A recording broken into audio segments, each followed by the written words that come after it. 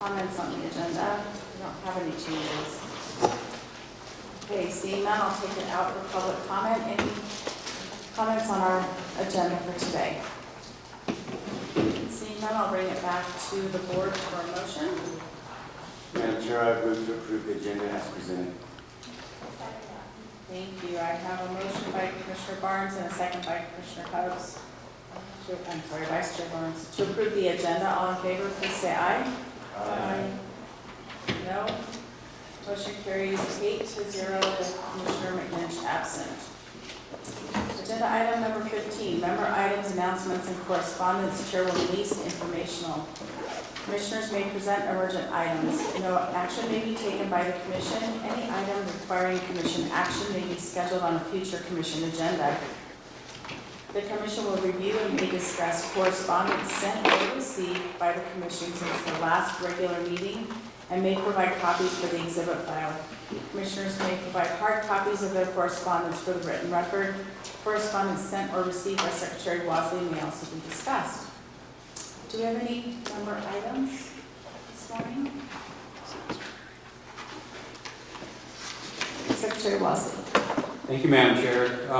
First, I'd like to echo your sentiments expressing the Department's gratitude to the community, to the Rackleys, and yesterday evening having the opportunity to actually meet face-to-face and have the opportunity to kind of reconvene in a social setting, I think was a great catharsis for all of us. I know that in some of the recent commission meetings, under this particular agenda item, correspondence, we've addressed an abundance of correspondence related specifically to agenda items.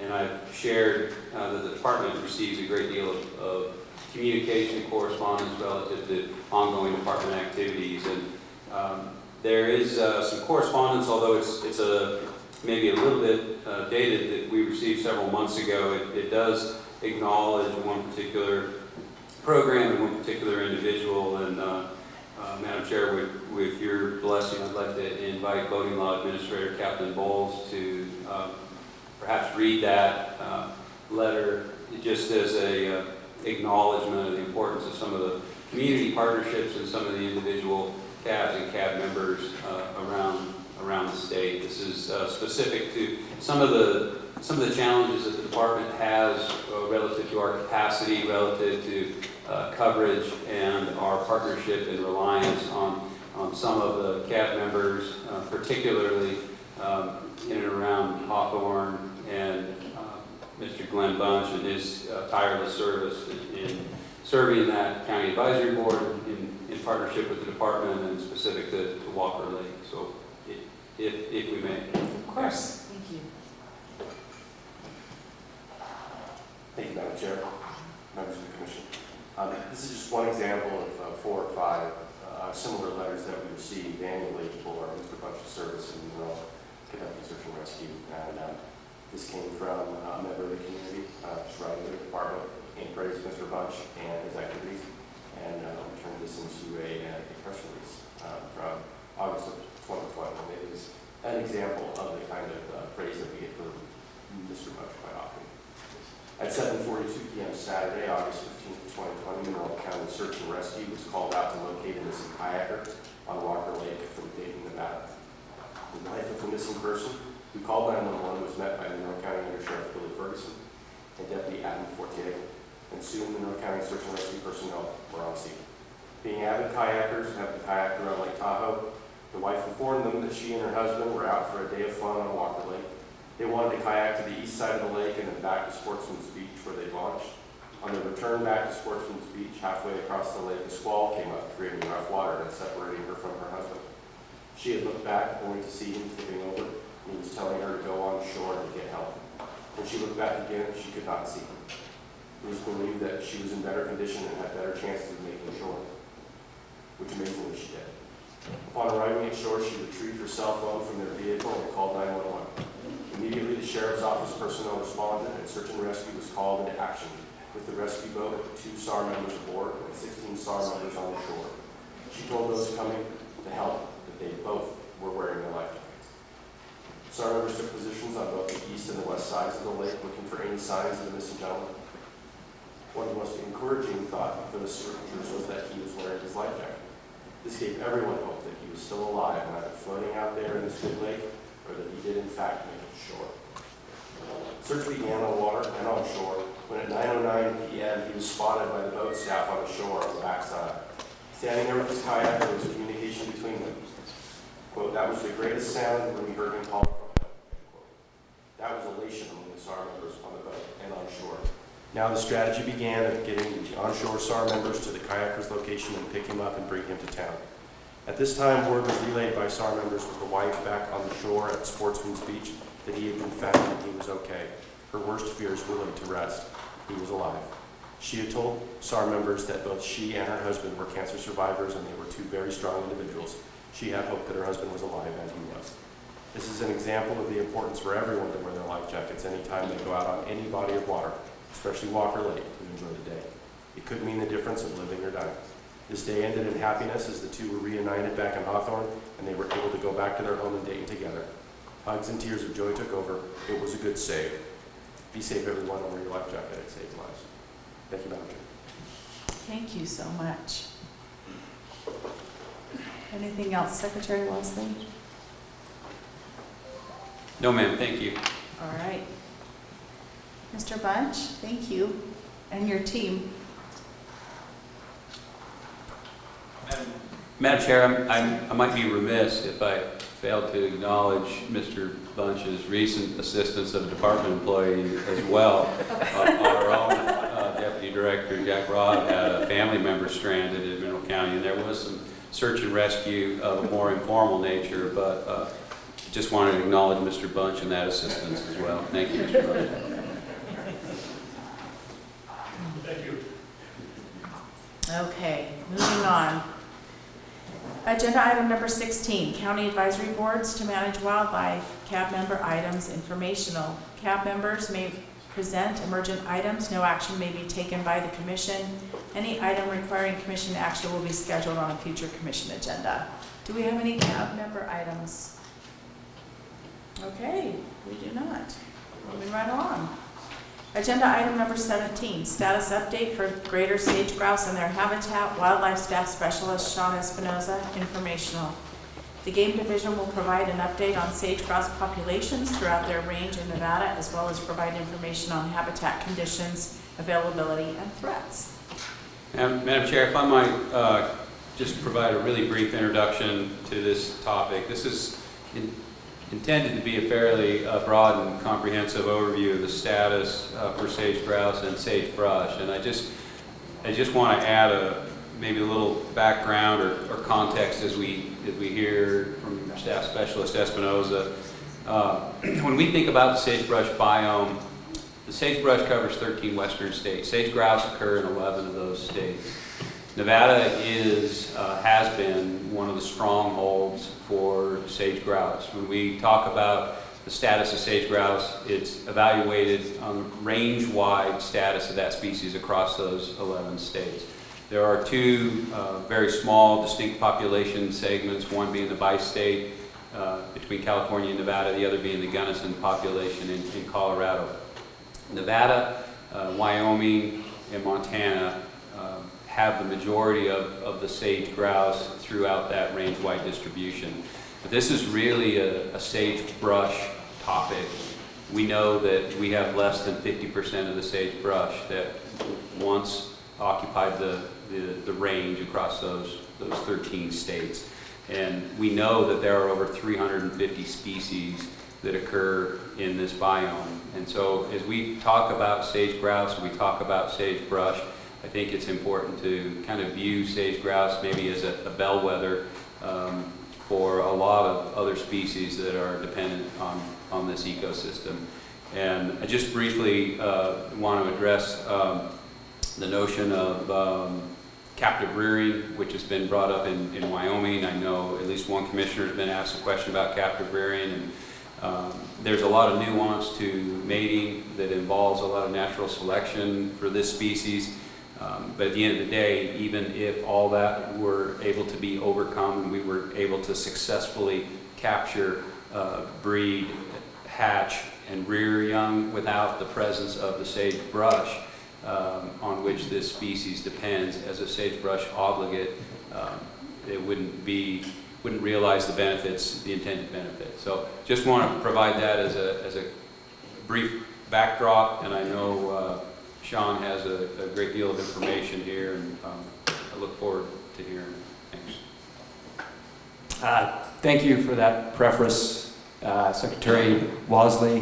Good morning, everyone. Good morning, Commissioners, Chairman East. I'm going to transition over to the PowerPoint, and we'll get started. Okay.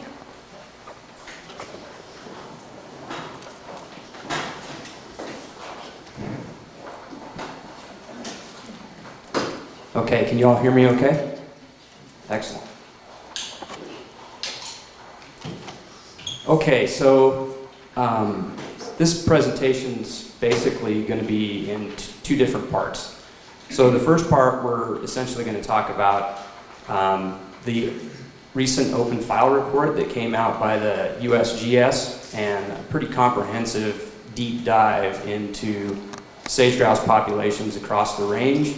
And then it scales down almost to lek levels. So we'll get a pretty good appreciation about how sage-grouse are doing, not just by climate cluster or region, but all the way down to these smaller neighborhood levels that are akin to our population management units, if you're familiar with those.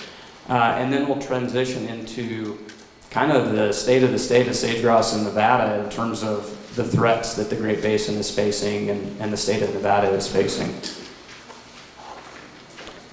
So the objectives of that open file report, it involved a lot of data collection across the range, of course. So each state had to provide all of their sage-grouse lek count data to the USGS.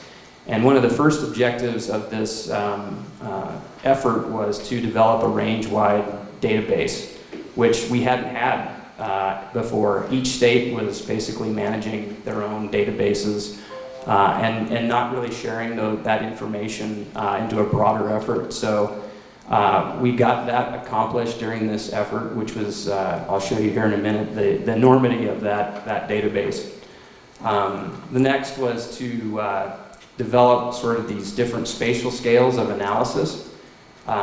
As I mentioned, looking at things from a lek level often, but we want to know how that scales up into neighborhood clusters all the way to climate clusters, which would be something akin to like the Great Basin itself. And the third objective was to actually do the trend estimates themselves. A very comprehensive population analysis of trend for each one of these spatial scales. Objective 4, which I won't go into, I think maybe later on we'll have perhaps Dr. Peter Coates to talk about the targeted annual warning system, which is basically looking at things from the lek level and neighborhood cluster level and saying, okay, if there's something going on in the lek that it's not going on across a broader area, a population, and it's declining at a greater rate, say, than what the climate cluster is doing or the neighborhood clusters is doing, then we know that there's a problem there. And so that's a system where there's actually watches and warnings in place to say, hey, we need to do something here to address the problem. So getting back to that objective 1, the range-wide lek database, most state wildlife agencies began collecting data on leks back in 1953. But really the majority of that monitoring at that point in time was looking at the larger leks on the landscape. Larger leks that were next to roads oftentimes. Aerial surveys weren't really widely used in those days yet, and so as you can imagine, it's much easier to see a larger lek on the landscape than it is a small lek. The database, now this is going through 2019, so the comprehensive amount of data that's in there is actually almost 300,000 lek observations during the period from 1953 to 2019, which was the conclusion of the analysis. So we're going to be providing 2020 and 2021 data as soon as it's available. It includes 8,421 unique lek locations across the range, and those are comprised of 5,542 active leks, 1,341 historic leks, 1,079 inactive leks, and 342 that are pending new leks that need further verification. And then just the mean number of males displaying on all leks was 12.3. So this analysis, like I mentioned, it broke down the range of the species basically into the lek scale, the neighborhood cluster scale, which I'll show you a map of here in a minute, and then the larger grouping of the neighborhood clusters into a climate scale, which again would be something akin to the Great Basin or the eastern Wyoming and Wyoming Basin areas. The methodology that they used to identify these different nested or neighborhood clusters, so they used a bunch of GPS and a bunch of VHF data collected from 2006 to 2020. And they had over 1,500 unique marked, GPS marked individual birds that provided over 1.6 million locations across the range. They used 1,270 uniquely marked VHF birds that encompassed 31,731 locations. So they used these Brownian bridge models for the GPS data, and for the VHF data, they kind of looked at developing home ranges for each one of the birds or groups of birds, and then they determined how much time they were spending outside of these certain clusters to come up with, okay, what type of an area are we looking at when we start breaking things down. The graph or the map on the left, of course, is the range of the species. The map on the right shows these various climate clusters, and as Secretary Wosley mentioned, we have the bi-state population right down here, and the Washington population, which is actually a state threatened species, up here. This is the Great Basin area, climate cluster E. Climate cluster C is actually this very small isolated population near Jackson Hole, Wyoming, which is very close to being in a pretty depauperate state right now. Climate cluster F is the Wyoming Basin, probably the stronghold of strongholds of sage-grouse in the range. And then the eastern portion of the range, climate cluster D. So as I mentioned, this is kind of a color-coded map of all the neighborhood clusters across the range, in which they evaluated each one of these populations at a pretty small scale, but this is also something that's pretty manageable too. And this graph over here just shows the various cluster levels. This would be something like a lek level right here, and all the way up to this lek level 13, which would be more of the range of the species. And you can see here, very few birds, no birds are outside of the range of the species. And as you get down to smaller and smaller scales, we're increasing the area that are occupied by these birds and that they don't spend much time out of. This climate cluster 2 and 3 right here is the neighborhood cluster level. So aside from the spatial scale, we also have to look at things from a temporal scale, so different time scales. Sage-grouse are a cyclical species by nature, so they go up and down as precipitation elevates, and we go into drought cycles and so on and so forth. But the important thing here is to think of this as this is one cycle right here. And so this would be a low point in the population, a high point in the population, and the important thing to remember here is we're looking at things from a nadir to nadir standpoint, so a trough to trough, when we're looking at evaluating population trends, rather than apex to apex, because there's a much greater amount of variation when we look at things from apex to apex, especially in the early days. As I mentioned, early 1950s, they were monitoring much larger leks at the time rather than the smaller leks. So it's a much better look at trend by looking at things from a nadir to nadir standpoint. So think of this as about 1960 over here and 2019 over here. And so this is just a cartoon that shows if we had an increasing population and you looked at things from a nadir to a nadir, you'd be increasing. This is a stable population. This is a decreasing population.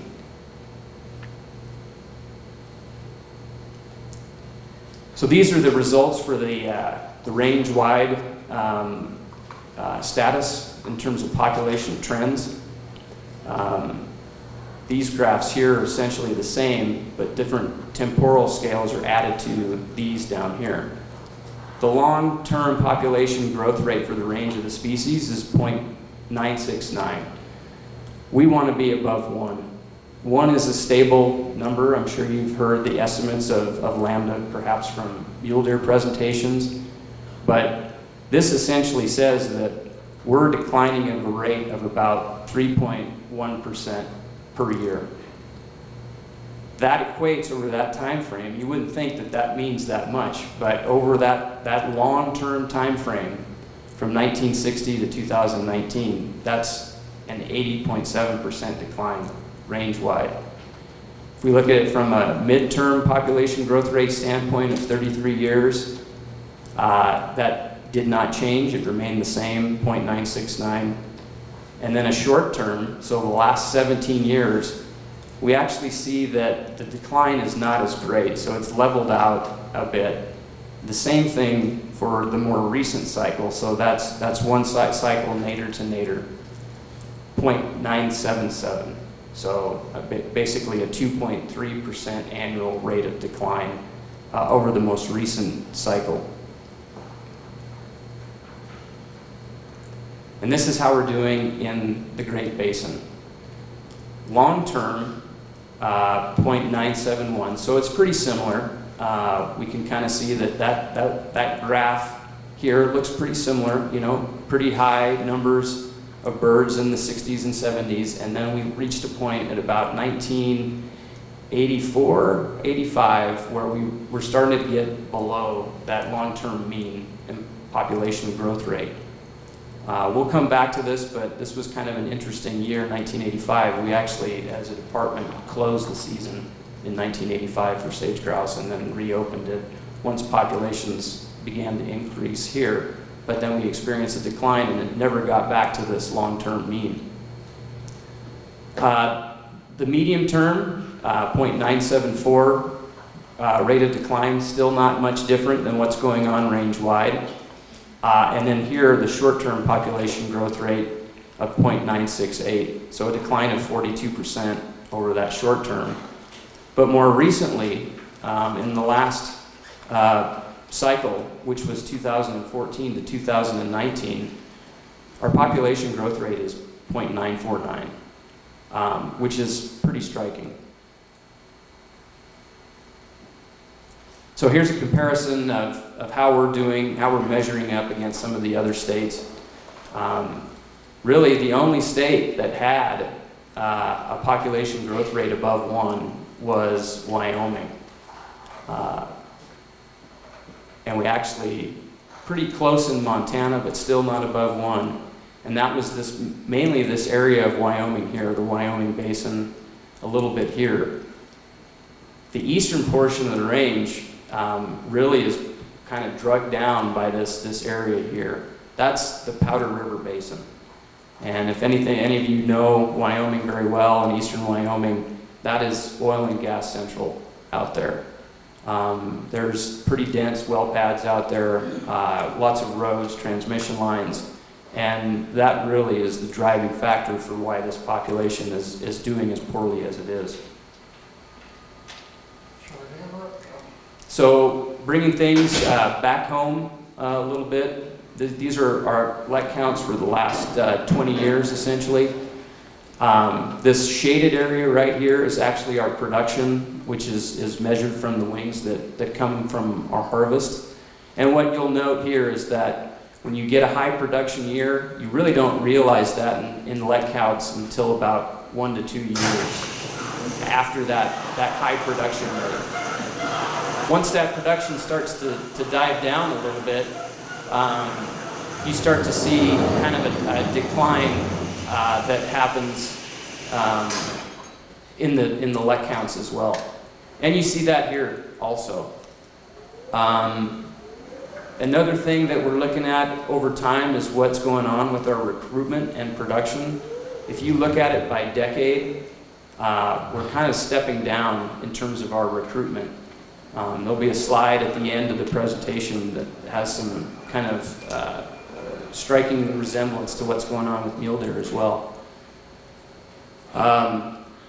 So some demographic issues that we're seeing a little bit of a decline in annual survival and, of course, the chick survival. And this is chick survival from adult hens in USGS studies. So a little bit different effort in terms of how they're measuring chick survival as opposed to how we're measuring it from the wing analysis, but pretty similar in terms of what's going on with two major metrics for what drives sage-grouse populations. This map shows basically the neighborhood clusters across the range at various temporal scales. So this is kind of the long-term 1960 to 2019 picture, all the way down to the more short-term or recent cycles. So again, this would be like that 2014 to 2019 period.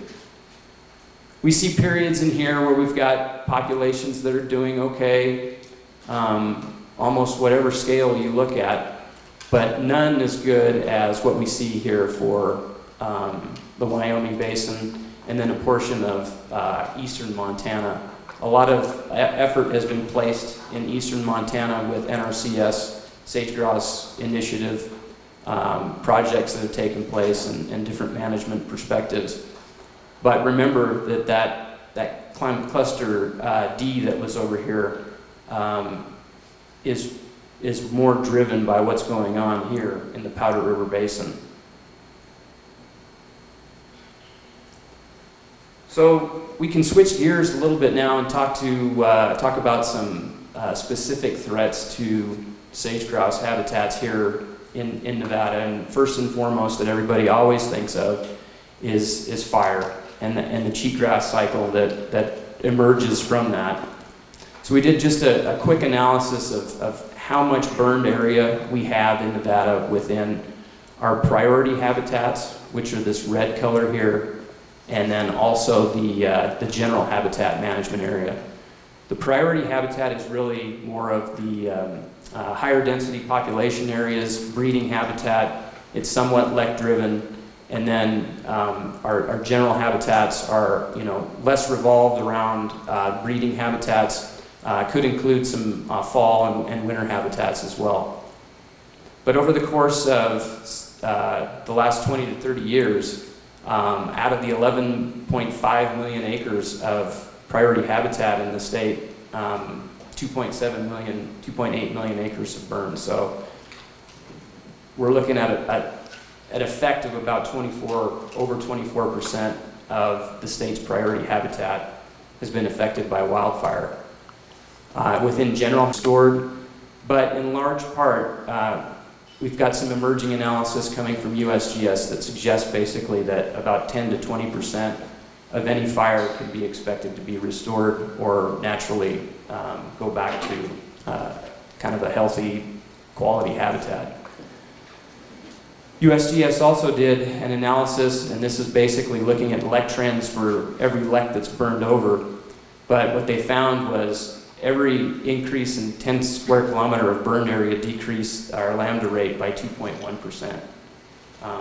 So above and beyond what climate would actually do, fire would drive that population down another 2.1% annually.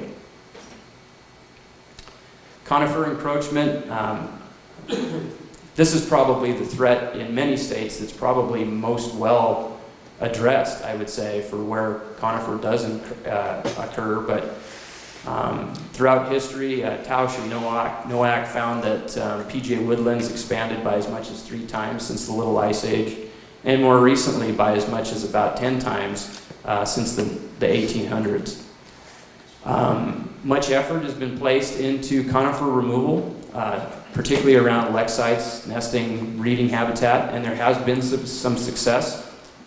A study conducted by Sanford et al. In Box Elder County, Utah, found that actually females were selecting for sites near to conifer encroached areas conifer removal areas rather than some more novel habitats that hadn't been impacted. So don't really know what's going on there unless there's a positive response by perhaps forbs and grasses after the removal.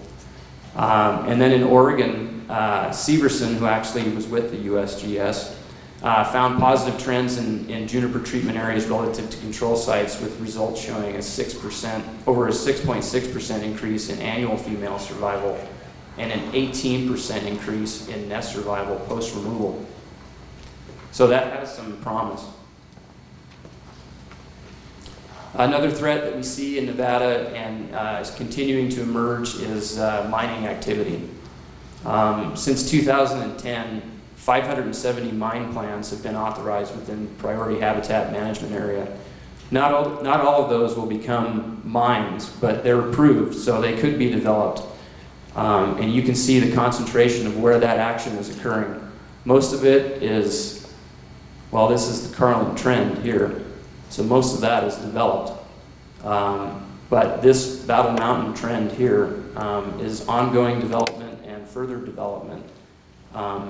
This area here is Battle Mountains, Fish Creek Range down here, getting into the Cortez Range, and the 3-Bar area down here.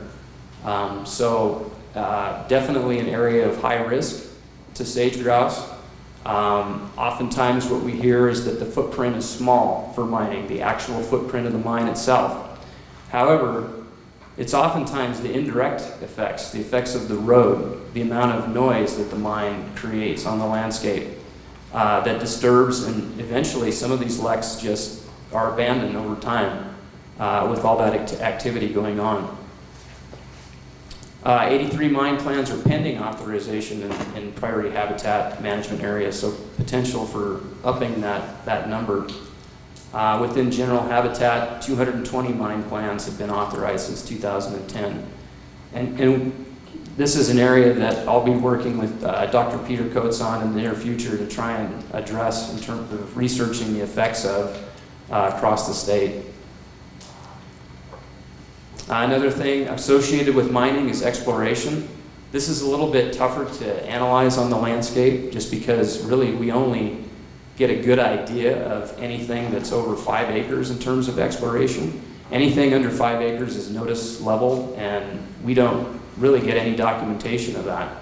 But still, mining exploration can have an effect on the habitat, and I'm sure many of you have seen the photo below on the landscape and what that can do. That's probably an over 5 acre disturbance there, but there are many more that are under 5 acres, and you can kind of see the distribution of that on the landscape. Again, very much associated with these gold trends that are on the surface. Geothermal development. Really, most of the geothermal resources are outside of the range of sage-grouse. However, a couple of projects have been realized within sage-grouse habitat. One project here, McGinnis Hills Geothermal Facility in central Nevada. And then there's another one up here, the Tuscarora Geothermal Facility up here. It's actually on some private land. But we've spent quite a bit of time researching the effects of that. And the results of that research have led us to realize that leks that are less than 5 kilometers had population growth rates of 1.15 before the installation of the facility and 0.90 after installation. So a pretty drastic effect. We saw a 24% decrease in population growth rate after the geothermal installation. And Lex within 2 kilometers of the geothermal infrastructure had an absence rate of 6.1% before and almost 50% after installation. Lex greater than 2 kilometers away experienced absence rates of 0.1% before and 0.2% after installation. So this 2 kilometers seems to be a bit of a threshold. If you're within that 2 kilometers, you're probably experiencing things like noise and activity. Perhaps there's some raven issues there as well. Wild horses, of course, we had that discussion yesterday.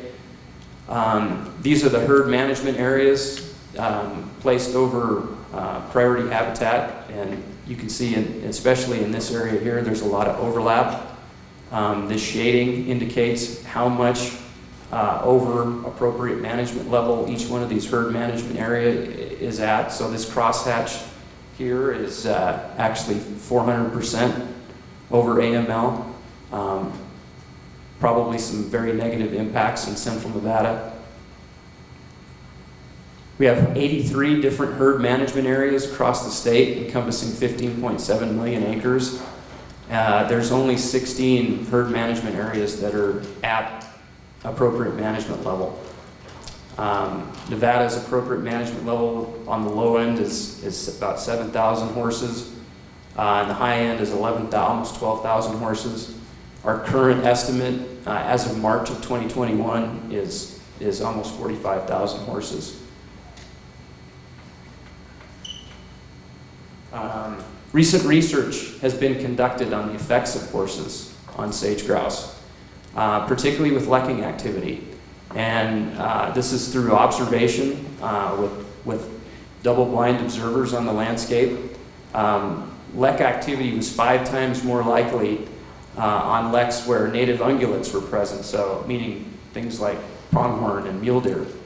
Sage-grouse don't seem to mind those, but where non-native ungulates come on the lek, like horses, and in some cases even livestock, there could be abandonment over time, depending on the persistence of the horses to occupy those leks.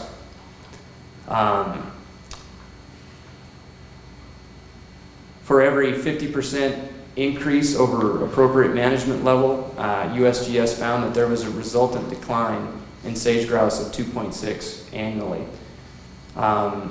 So our average over appropriate management level is about 374%. So if you do the math on that and think about for every 50% over AML, we're at about 18.2% rate of decline annually, just attributed to horses.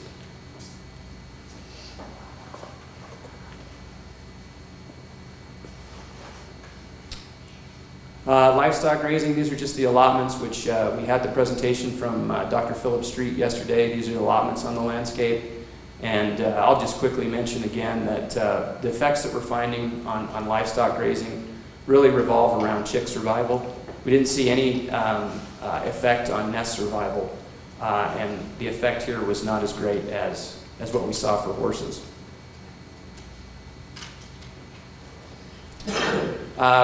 Predation on the landscape. From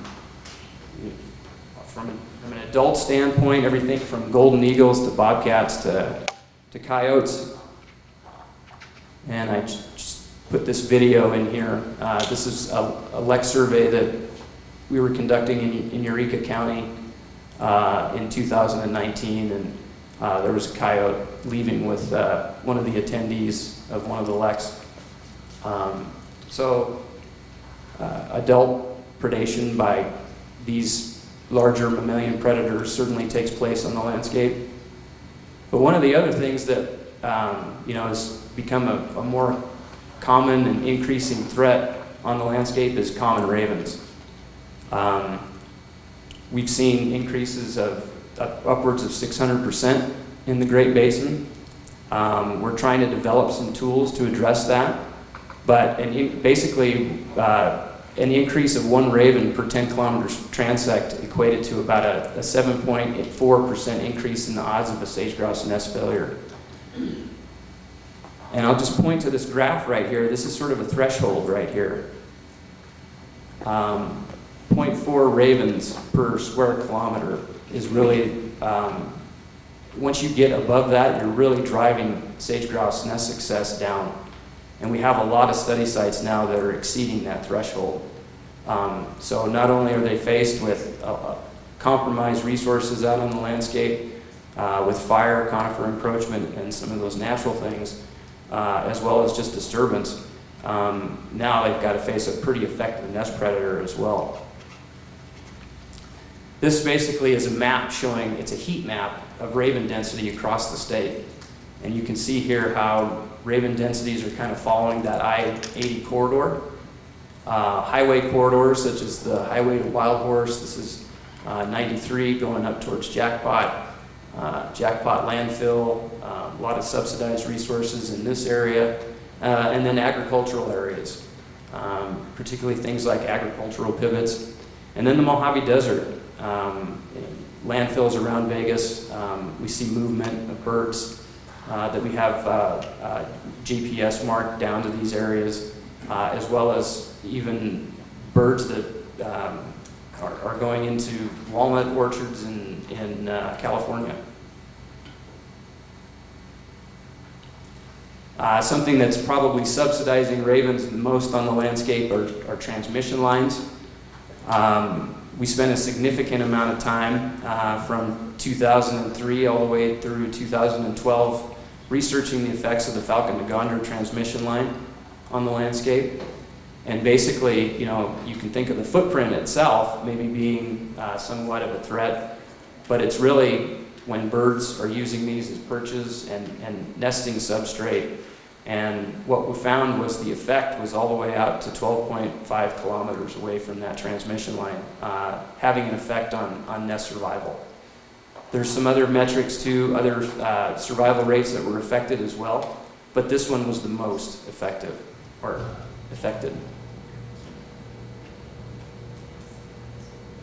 So you can think of these all as one sort of issue, or you can kind of make a conglomerate of all of them and think of things more cumulatively in terms of the cumulative impacts on the landscape of sage-grouse. Pretty significant when you think about fire, mining, transmission lines. One of the things about transmission lines, because of national security reasons, we can't acquire all of the transmission lines on the landscape. So it's pretty difficult to do an analysis unless you get that data. And then throw climate and drought on top of that. And of course, you know, this is our current situation today. But these are the drought periods we're experiencing from basically 2000 to 2020, the last 20 years. These droughts are getting more intense and longer duration than our wet years, which are, you know, sort of sandwiched in between here as these, you know, these smaller units. Some of these droughts are very, very intense. The current drought that we're in, I was just listening to the morning news this morning, and they had looked at some of the tree rings on some of the sequoias that had burned in California. And just by looking at those tree rings, some of those trees were almost 3,000 years old that burned. This is the most significant drought in California in the last 1,200 years, according to those tree rings. So that plays a role in what productivity is for sage-grouse on the landscape. But what we ultimately see in a lot of places is these sagebrush die-offs. Sagebrush die-off from lack of water, and sagebrush die-off from things like a rogamoth on the landscape. So we often face a lot of questions over time about of hunting the species, and I just wanted to take you back a few decades into what things look like from a hunting standpoint. Back in the early teens and through the 30s, sage-grouse hunting was managed by county and these county commissions, and that transcended over time. And really in the 70s and 80s, we still managed open and hunt areas by county. So it was an entire county that was either open or closed. This is what things looked like back in 1980. 1990, we actually had a season in most of Lincoln County. But everything except for Pershing County and Clark County was open to sage-grouse hunting in 1990. And then I mentioned that in 1985 it was actually closed. The only closure I know of, except for probably the early teens, there was some records of closing the season back then. And then we transitioned into managing the species by the hunt units because they were familiar to hunters on the landscape, sportsmen on the landscape. So we had a certain criteria that we had to meet, and I'll probably discuss that when we get to the agenda item for seasons later on. But we were much more rigorous in terms of how we manage the species. And so this was what things looked like in 2000. 2010, we started closing more and more hunt units. 2020, and then this is what our recommendation looks like today. And I'm sure that if you talk to some of the old timers like Dan Pepez from White Pine County and told him that in 30 years sage-grouse hunting would be closed in White Pine County, he would have said there's no way. And we're actually proposing to close White Pine County in its entirety and some additional hunt units in Elko County. This is what harvest has looked like over time. A lot less participation than we saw back in the 60s and 70s. Really, hunter participation in sage-grouse hunting has waned. And in some areas, we're collecting, in these really big populations, like in central Nevada, we might collect 55 wings in a wing barrel for the entire Toyabe PMU. This is a graph that I found kind of fascinating. I worked with Cody Schroeder to kind of put this together.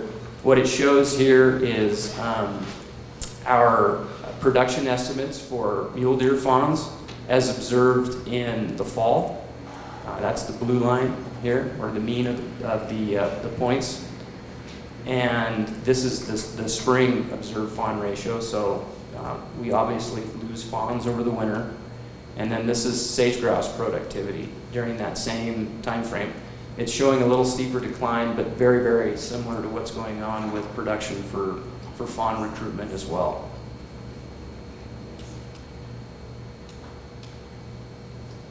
So, in terms of thinking about, okay, this is a pretty grim outlook, what needs to be done? So we actually kind of are trying to prioritize the landscape at this point, not just from a sage-grouse standpoint, but also from some of the other sagebrush obligate standpoint as well. So what's all mashed up into this map is modeled priority habitat for things like pygmy rabbit, mule deer, Lahontan cutthroat trout, sage-grouse, and we even have pronghorn, as we just got a pronghorn layer that shows habitat suitability for pronghorn as well. So we basically took out all the fires. You can see where the mining activity is taking place, but these deep red areas are really where we need to focus our conservation efforts. Not only from a fire suppression standpoint, but also from a habitat quality standpoint and better management of anthropogenic disturbance in these areas, because we're fragmenting this habitat into, from an ocean into these various lakes, ponds, and reservoirs of habitat. So we're at a critical point here, I think, that unless we really get with it in terms of true conservation for this species, it will continue to erode. But we still have good portions of habitat left up here in northwestern Nevada, where we mentioned yesterday about some things we can do to even improve that habitat. These important areas up here in Elko County and then in central Nevada, we need to think about better conservation for these areas and better management. So not all is doom and gloom. This was an area that I visited just last week. This is actually the top of the Montana mountains near 4th of July Meadow. This photo I actually took back in 2006 of the same meadow. And we realized at that time something needs to be done here. Not only was it being heavily used, I think it was a domestic horse and livestock permit out here, but these road crossings were pretty poorly placed. And so in 2010 or 12, I think we used Ruby pipeline mitigation funding to put a pipe rail fence exclosure around this meadow complex, which is, I want to say it's about 1,000 acres. It's pretty large. And this is what it looks like today. And these are some rock dam structures that were actually placed into the stream channel that's really built up the stream bed, and it looks magnificent even in a dry year and is retaining water. So these are the types of projects that we really try and focus on. They're postage stamps on the landscape, but they're really, really super important postage stamps. And there was several sage-grouse around the periphery of this thing, I'm sure, that come in and use it pretty frequently. But anyway, that's all for my presentation. I wanted to kind of leave you at least a little bit on a positive note. So I'll take any questions at this point. Thank you, Mr. Espinosa. Does anyone have questions for Sean? Commissioner Rogers?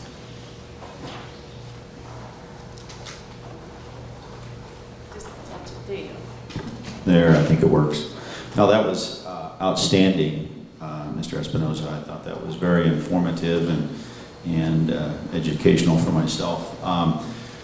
One of the things, and maybe you touched on it early on in the presentation before we got into some of the nuts and bolts of stuff, but I'm just curious how, I mean, as critical as this seems to be across the footprint, how collaborative are we here in Nevada with other states and things that they're doing or not doing, and just curious the collaboration that's going on and sharing of information.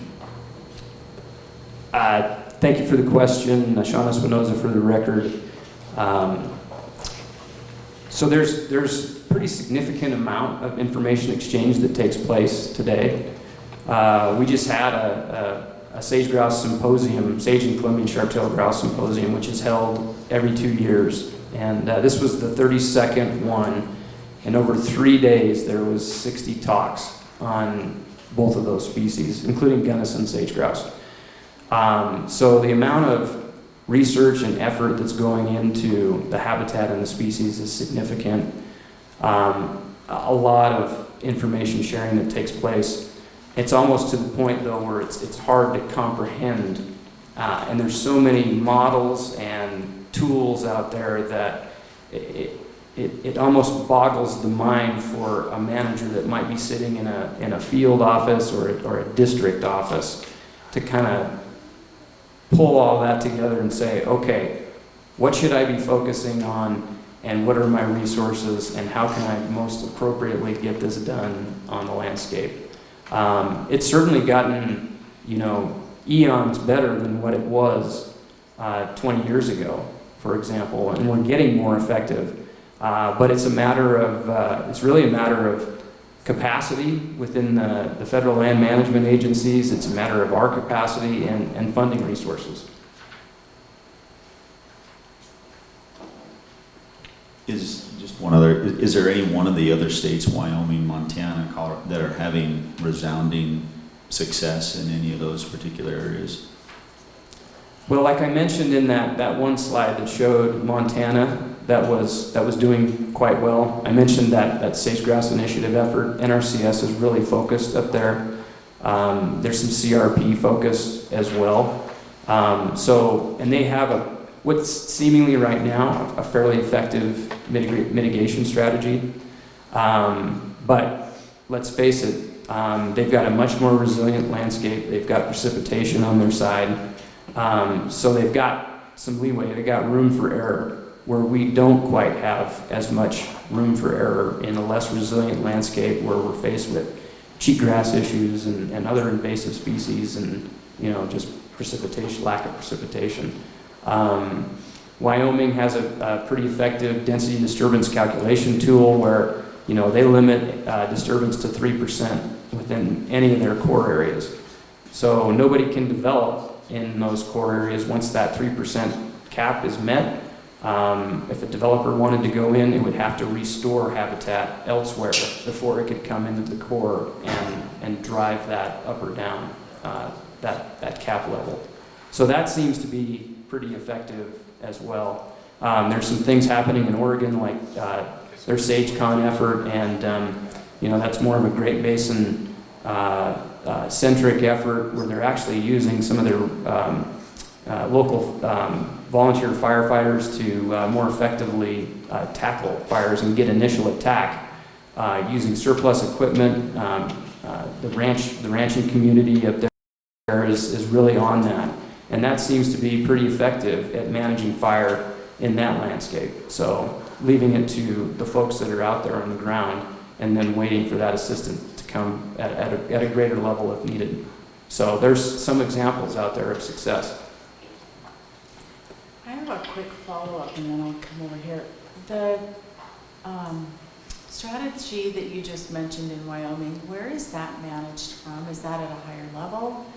Is everyone collaborating from, let's say, the governor's office to the city level? Where is that being managed? Yeah, thank you for the question, Chairwoman East. It's more of like there are state lands that manages that, and they have to go through a permitting process. Everything goes through a state lands type permitting process there. Wyoming Department of Fish and Game has input into that and an analysis, and I think it's almost like a shared type management strategy there, but I believe it's more of a state lands. Secretary Wosley, do you have any thoughts there? Yeah, it is a separate entity, and they brought in some additional capacity to administer it, and so it isn't necessarily in the Wyoming Game and Fish, but they're certainly party to it. But while I have the floor, I might offer some additional context for Commissioner Rogers' question about the coordination across the states. And so Sean might be a little modest in his role in many of those range-wide efforts, but as I said, there's 13 sagebrush states, 11 sage-grouse states, all of whom are members of the Western Association of Fish and Wildlife Agencies Sagebrush Executive Oversight Committee that also includes federal membership. There's representation from the U.S. Fish and Wildlife Service, NRCS, USGS, Bureau of Land Management, Forest Service, that all sit on that, and I'm the present chair of that committee. We meet 4 times a year, various locations when we don't have a pandemic. There is a working group associated with that Sean serves on, the risk team. Sean also participated on a conservation objectives team. There's been a national technical review team. There's been and continues to be significant coordination across states, because as we know, the listing won't be state by state. It'll be a range-wide decision, and as you can see from some of Sean's maps, Nevada plays heavily in that decision. One other thing, your other question about have there been some successes in some places, and Sean spoke a little bit to Montana. I think it's really important to recognize 2 things. One is that land ownership varies greatly state by state, and so the solutions and strategies in Montana and what Montana has had to do through those NRCS programs and getting private landowners to participate in those programs, and Montana's willingness to require mitigation of private landowners is vastly different than a strategy that might be employed in Nevada with so much public land. Also, some of the limiting factors for Montana and Wyoming are vastly different than the limiting factors on the population in Nevada as far as the role of climate. With the basin and range topography, science has told us that our populations are much more dependent on these mesic meadows and how snowpack and climate affects those. We have much like our economy and our historic dependence on mining, the boom-bust economy. Sage-grouse in the Great Basin are much more of a boom and bust species than they are in states like Wyoming and Montana. So the solutions, partly due to land ownership, partly due to biology for Nevada, will likely need to be a little bit different than what has been successful in some of the other western states. Thank you, Secretary Wosley. Commissioner Hodge, you have a question? Just taking off from what Director Wosley was saying, I mean, we know in Nevada a lot of our lands are regulated by the Bureau of Land Management, other federal agencies. And I guess my question is, it kind of feels like, you know, we have this whole elephant in the room about listing the species, and we went through that, and then we decided not to list the species. And yet, it's the U.S. government that's making many decisions that are harmful, these agencies, to our sagebrush habitat, and it's somewhat out of the hands of the department. I mean, if you're going to issue a mining permit or a right-of-way license or permit, you know, that's completely, I'm sure they ask for your input during NEPA maybe, but it's done, I mean, for the most part, and I just don't know what the strategy is. Like, what are we going to do? I mean, looking at the geothermal, the mining, the transmission lines, those are things that are largely out of your hands. Fire, totally out of your hands, you know, so it's like, what do we do? What's the strategy?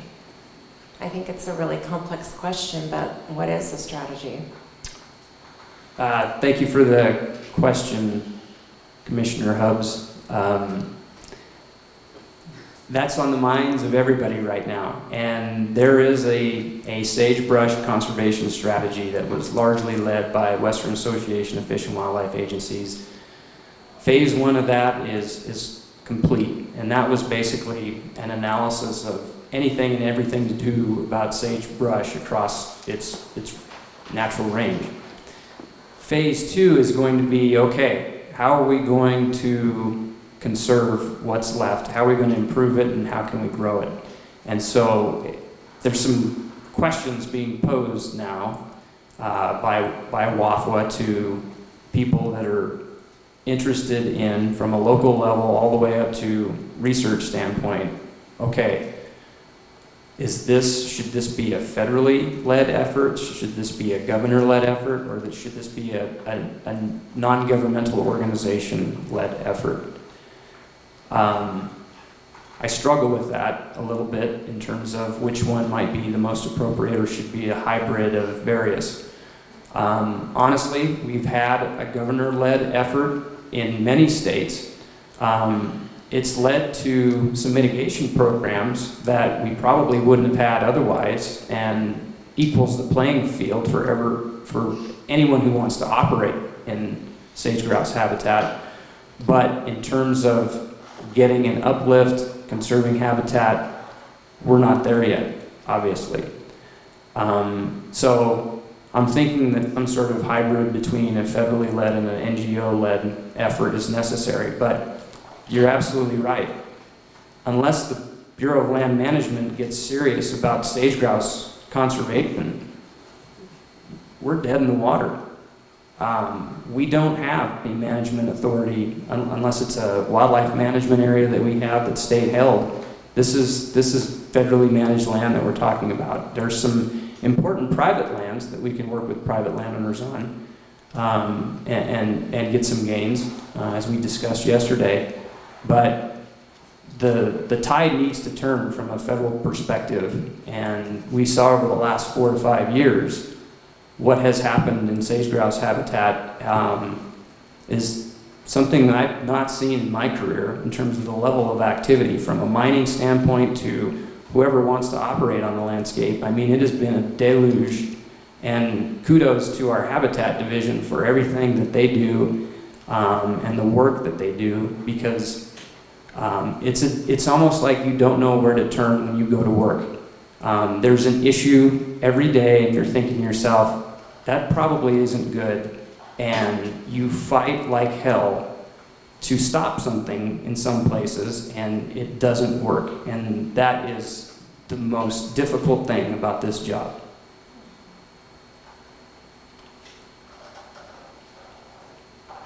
Any other questions? Commissioner Almberg. Yeah, Sean, you talked about Montana. They for a mitigation measure, they go out and have to acquire or mitigate their impact. So do they move birds to this improved area, or, you know, have they tried, is that part of their success, or are they improving habitat in already occupied areas? Thank you for the question, Commissioner Almberg.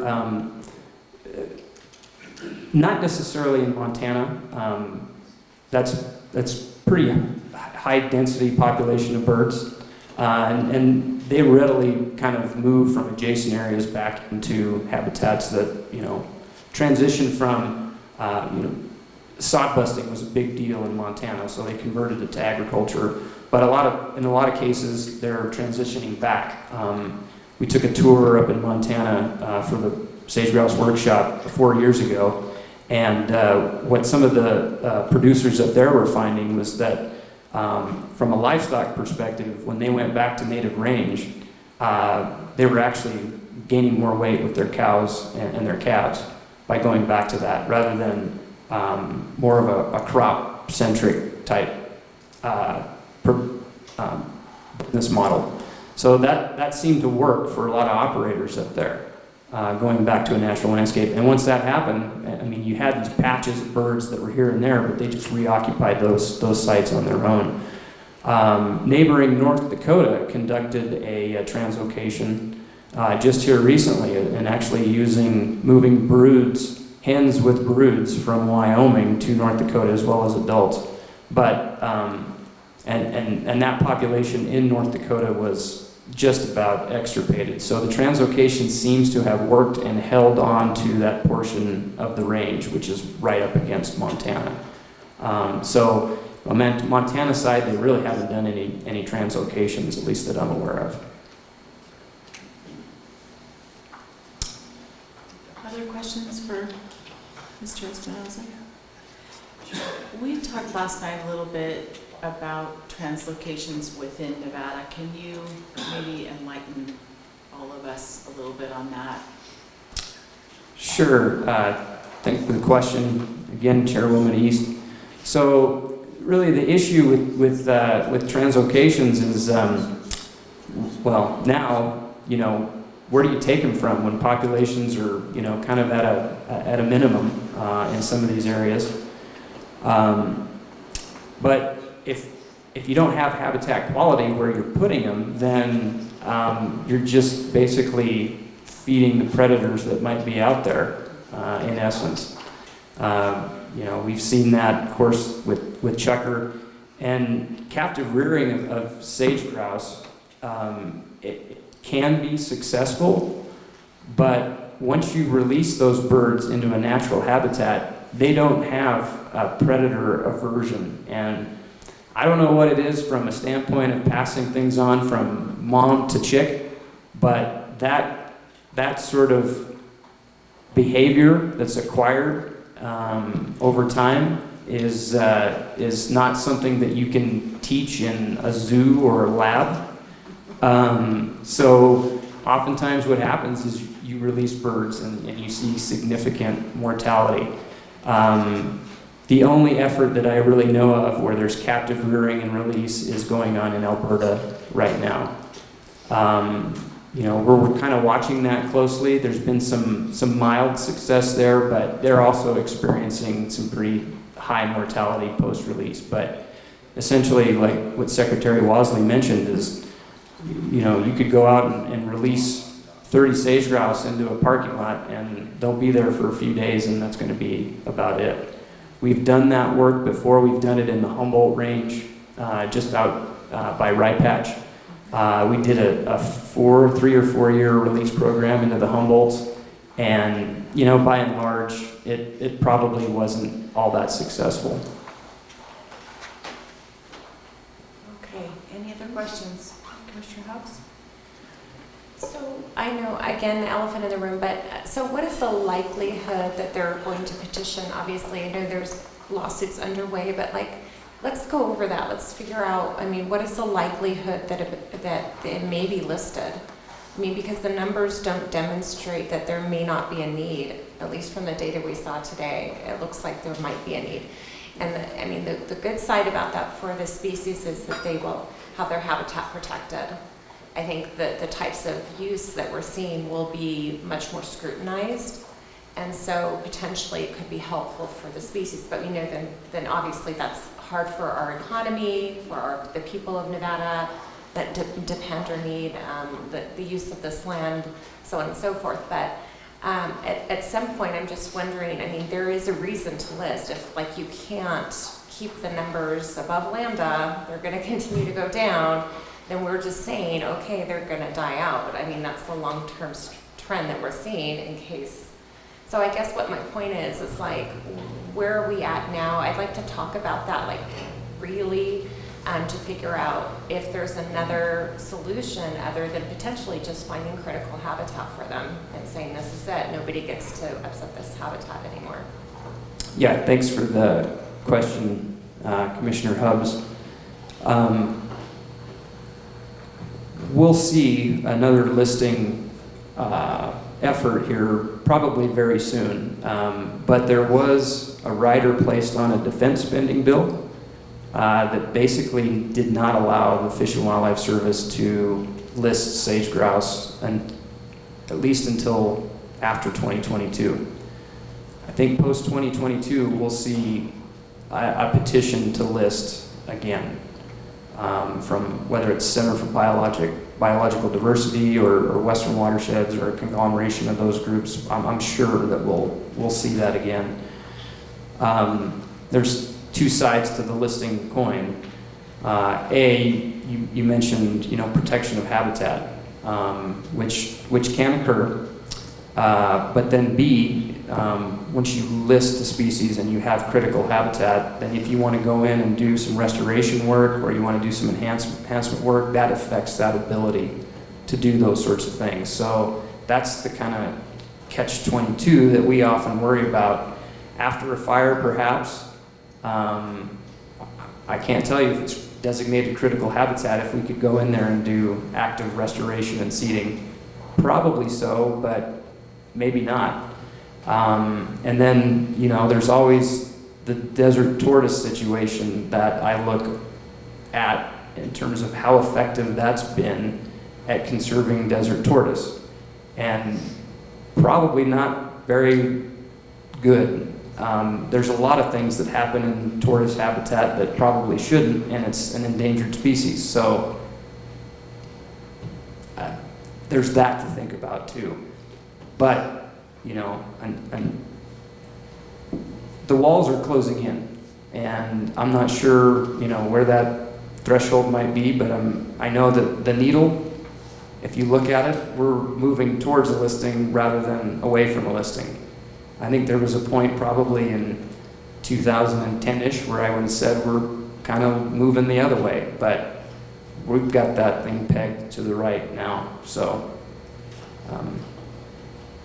Just out of curiosity, and this may be more of a question for Dak Burnett, but if we feel that the agencies are being negligent in some respect during the NEPA process, can the state take action against that?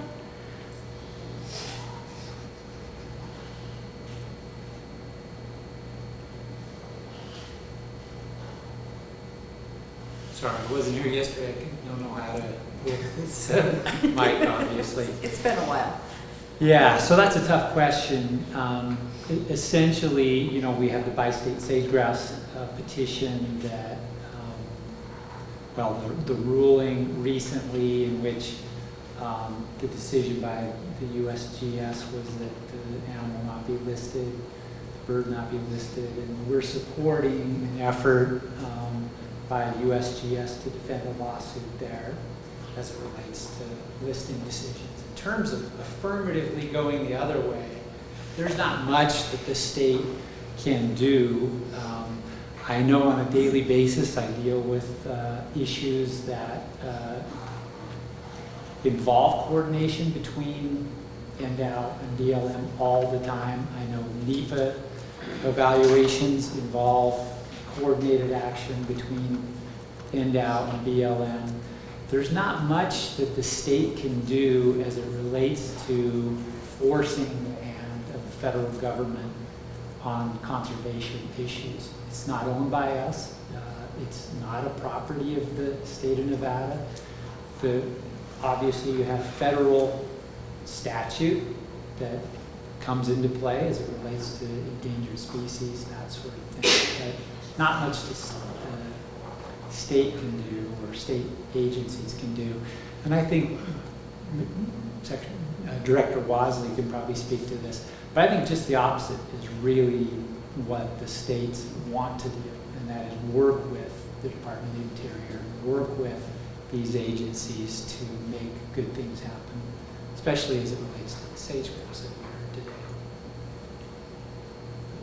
Yeah, I guess I would add, there's, to your original question about listing, so I think that it's a foregone conclusion that we'll see another petition to list sage-grouse. Exactly when or what that looks like, and the timeline, the resources the Fish and Wildlife Service has, and then to Sean's point, you know, listing and looking at the tortoise as an example, a listing provides a significant amount of challenges to do good things as well as, you know, protecting the habitat. So one of the first steps, if a species is listed, one of the first steps that we need to do is designate critical habitat. And we would, you know, look at like one of the maps that Sean showed, and you know, maybe that would be the basis for designation of critical habitat and a recovery plan. But that would mean that anybody independent of land ownership that has land designated as critical habitat for that species would have to enter into a consultation before they could do anything out there, whether they're going to cut hay or plant hay or graze it or whatever. It would be incredibly challenging. So for that reason, people often talk about the Endangered Species Act. They talk about the golden hour of conservation, which is that pre-decision where everybody's really motivated to be at the table and make things happen. When you ask about what the state can do and can the state take action, if you're well in advance of that listing petition or that listing decision, the BLM, for example, has a multiple use mandate, and through their NEPA requirement, they're required to take input and evaluate the impacts, but they're not required to make a decision consistent with minimizing those impacts. So their obligation ends at the point that they consider that in their analysis.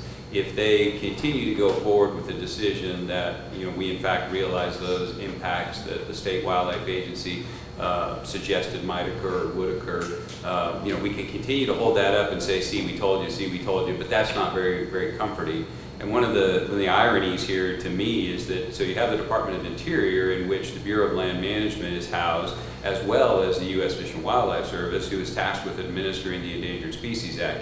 And so because of the unbroken track record of failure to implement of one federal agency in the Department of Interior, another federal agency in that same department can come in and use the powers and authorities under the Endangered Species Act to protect the species and create, you know, all the special designations. And so it is really challenging. We know we're going to see a petition to list. Hopefully that'll, you know, create some energy and motivation in the room to where there can be some meaningful conservation with some durable benefits. But at that point it becomes more about politics and process maybe than biology. Thank you, Secretary Wasley. Just on that note, yeah, it seems just like a total conflict between the agencies at times, and it's almost like, and those are executive branches, right? And so they have their mandates, and their mandates are designed by the executive or by the legislature?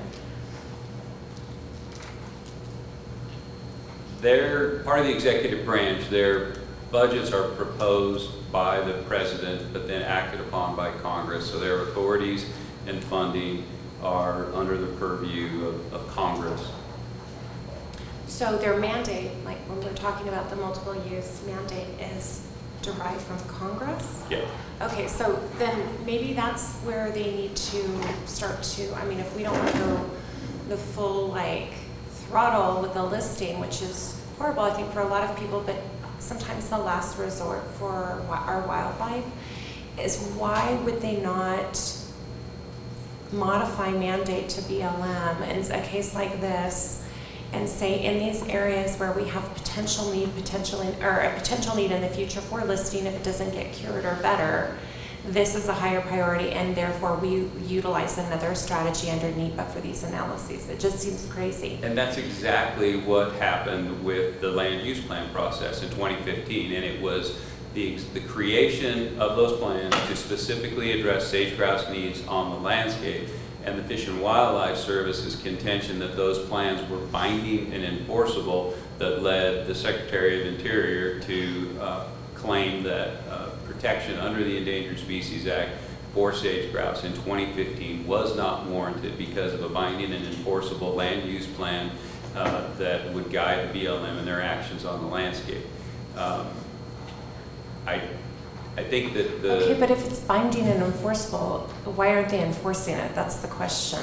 That's what I was going to say next. I think that fool me once, shame on you, fool me twice, and I don't think the binding and enforceable argument would carry water a second time around. And there has been, and that those land use plans have been a subject of litigation as well.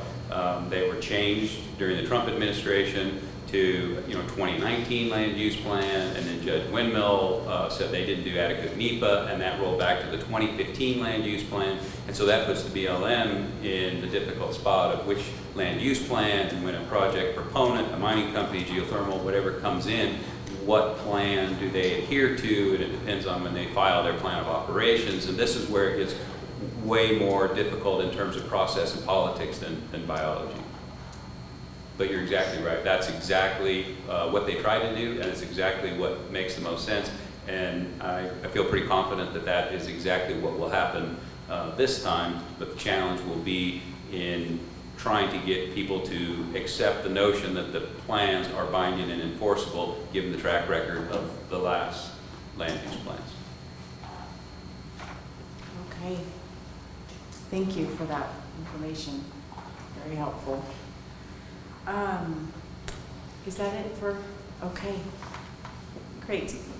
I'm thinking we'll move on to the duck stamp request, and then we'll take a quick break after the duck stamp. So agenda item number 18, duck stamp request, wildlife staff specialist Mike, I'm having a real hard time pronouncing his last name, Zaradka?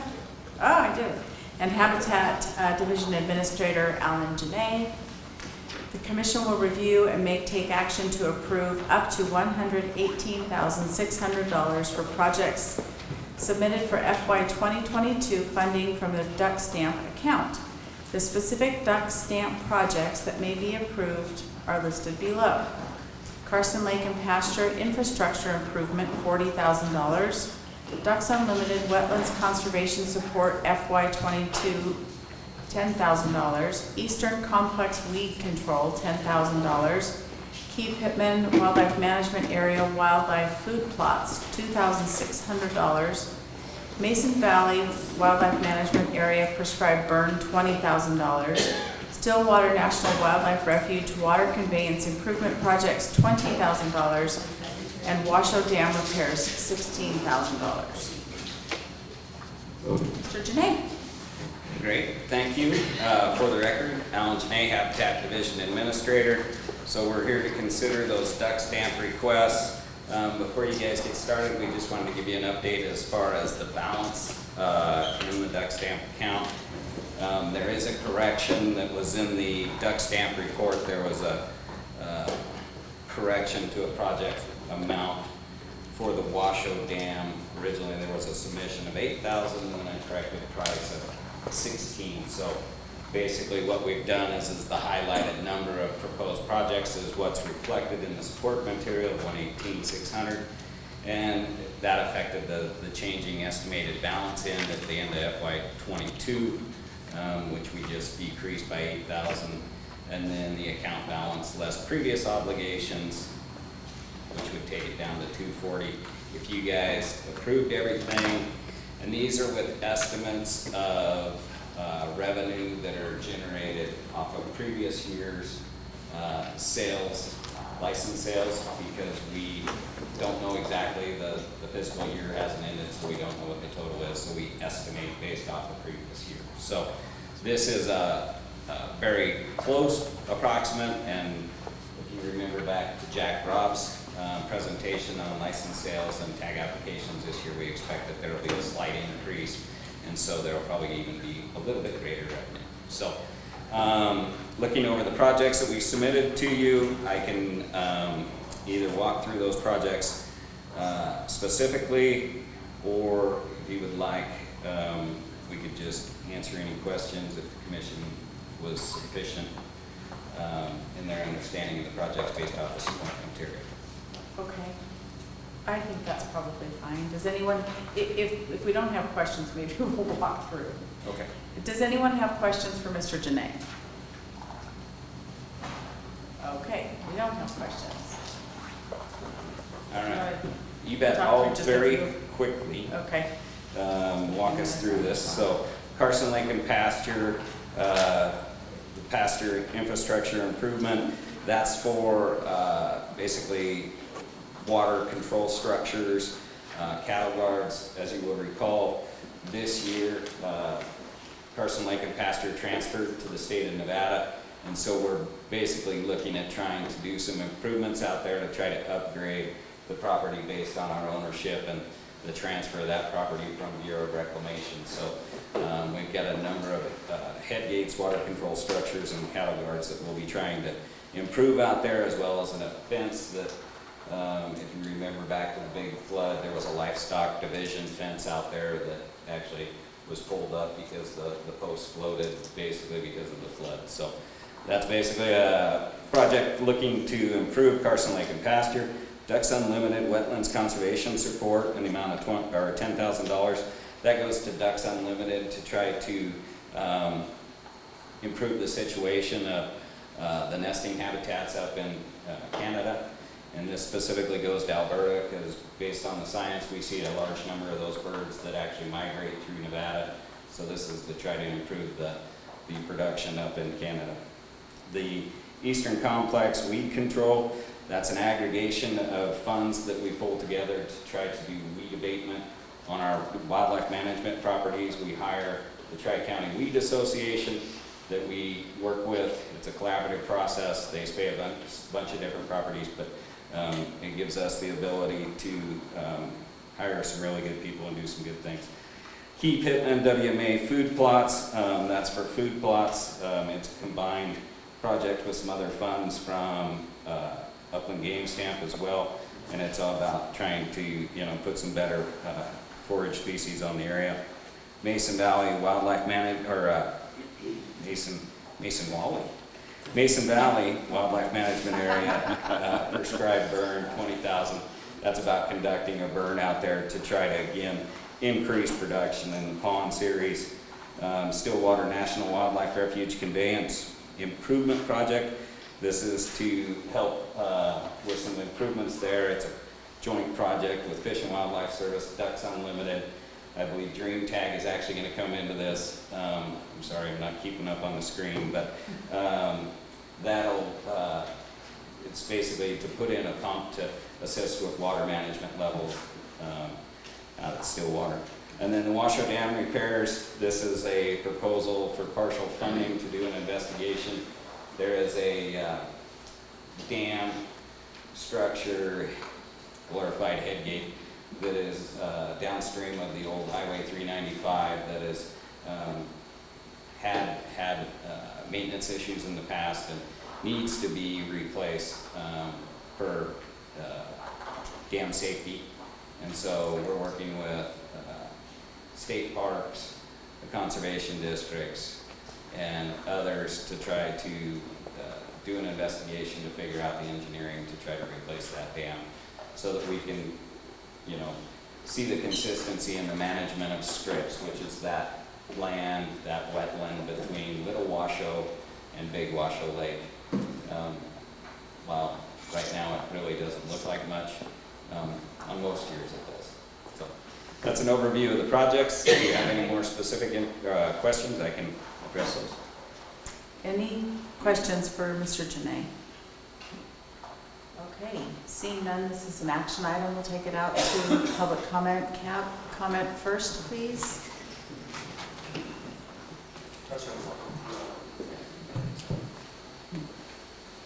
For the record, Paul Dixon, Clark. The question to the department is, in years past, and I kind of lost track due to the pandemic in 20, we always had food plot money for Overton, and Stan Hardy did the sharecropping and farming out there. Is he not doing that, or where? I was surprised that we didn't see that on this request, is food plots for Overton, because it is the largest area for us to do duck hunting, dove. We do have other small game birds out there also. So I just wondered why that was missing from this thing. And I kind of lost track, I'll be honest with you, because of the pandemic of what he was doing out there. So Okay. Thank you, Mr. Dixon. Anyone else? Mr. Green, come on up.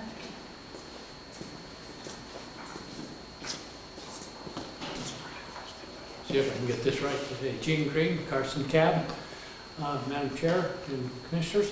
We're looking at this on the Carson Lake and pasture area, getting, now they've designated $40,000, which is really good, but with the drought year that we have, it's really dry out there, and there's been a huge amount of damage over the last few years.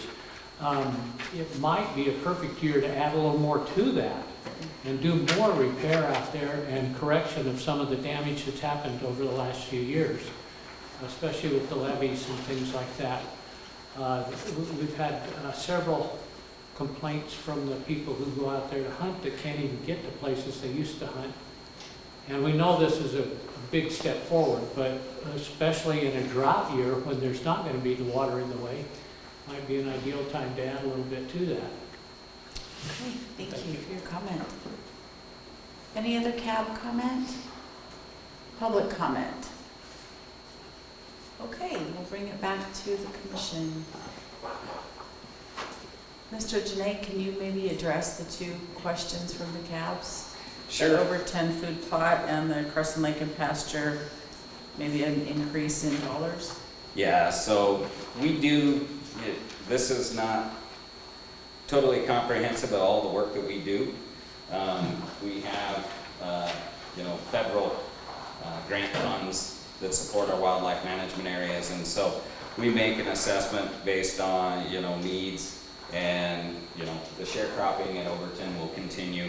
We'll basically be working with them, that project will occur. It's just not represented within this duck stamp proposal.